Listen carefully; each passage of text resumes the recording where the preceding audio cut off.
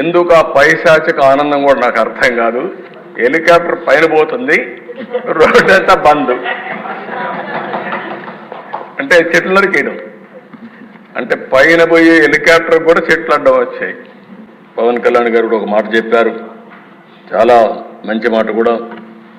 మనం ఎవ్వరం కూడా ఇక్కడ ఉండే ఎమ్మెల్యేలందరం కూడా గుర్తుపెట్టుకోవాల్సింది, ప్రజలు మనం ఇంత మురుమారిగా ఏదో పెత్తందారి వ్యవస్థ కాదు, మన ఇష్ట ప్రకారం మనం చేయడానికి.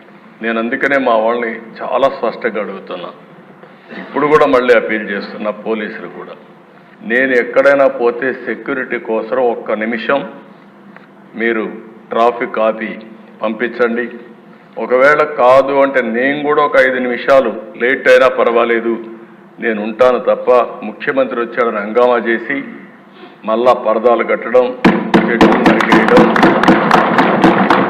ఎక్కడికక్కడ రెడ్ కార్పెట్లు వేయడం, ఇవి ఎక్కడా చేయొద్దని విజ్ఞప్తి చేస్తున్నా. చెట్లు నరికేయడం, ఇంకో పక్కన షాపులు మూసేయడం, స్కూల్స్ మూసేయడం, ఆ స్కూల్ బస్సులన్నీ పంపించడం, హౌస్ అరెస్టులు చేయడం, అక్కడ పోతే అన్ని పార్టీ వాళ్ళని హౌస్ అరెస్టులు చేసి ఎవరిని రోడ్డు మీదకి రాకుండా చేయడం. ఏం పర్వాలేదు, నా మీద ఒక రాయి వేసినా భరించడానికి సిద్ధంగా ఉన్నా.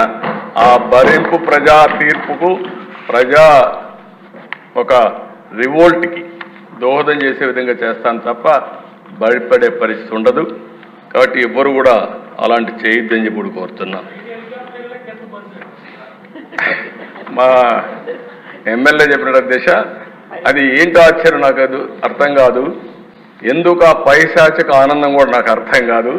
హెలికాప్టర్ పైన పోతుంది, రోడ్డు అంతా బంద్. అంటే చెట్లు నరికేయడం, అంటే పైన పోయే హెలికాప్టర్ కూడా చెట్లు అడ్డం వచ్చాయి. ఆ దిశ చాలా జరిగాయి. ఏదేమైనా ఈ రాష్ట్రంలో మళ్ళీ మనం గుర్తుపెట్టుకోవాల్సింది, సహజ వనరులు ఎక్కువ ఉండే రాష్ట్రం ఆంధ్రప్రదేశ్ రాష్ట్రం. సమర్థులైన ప్రజానీకం ఉండే రాష్ట్రమే రాష్ట్రం. అదృష్టమో దురదృష్టమో తెలియదు కానీ ఈ రాష్ట్రంలో మాత్రం మనం ఏమీ చేయలేకపోతున్నాం. రాష్ట్రం బయట పోతే మాత్రం మనకు తిరుగులేదు.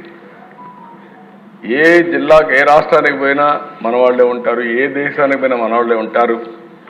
అదే నా ఆలోచన.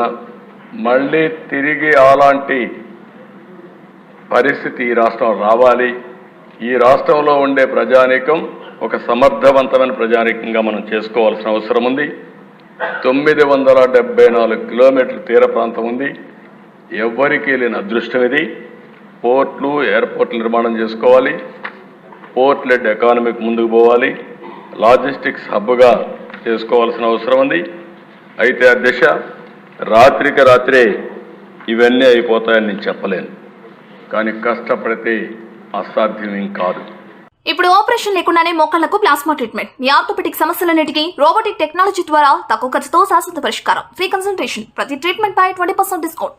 ఈ ఆఫర్ కొద్ది రోజులు మాత్రమే. త్వరపడండి. V9 hospitals 9281465842.